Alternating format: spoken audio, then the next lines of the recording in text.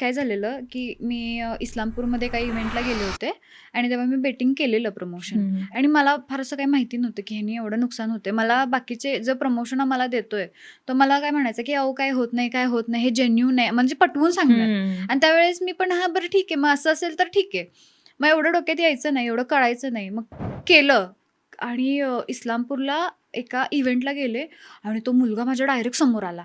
जेव्हा मी इव्हेंट सगळा करून निघत होते, मुलगा डायरेक्ट समोर आला, की "तुमच्यामुळे माझे पैसे बुडले, तुमच्यामुळं मी माझं हे विकलं, माझं ते विकलं, मला माझे पैसे द्या." मी म्हटलं, "कुठले पैसे देऊ तुला? कुठले काय विकलेस?" "नाही, तुम्ही त्या ज्या ते प्रमोशन केलेलं गेमिंगचं, त्या गेममध्ये मी एवढे-एवढे पैसे गुंतवलेले आणि माझी मेहनतची कमाई गेली." इतकं मला हर्ट झालेलं ना त्यावेळेस, खूप खूप बेकार. त्यावेळेस मी इव्हेंटचे पैसे सगळे मी त्याला दिले.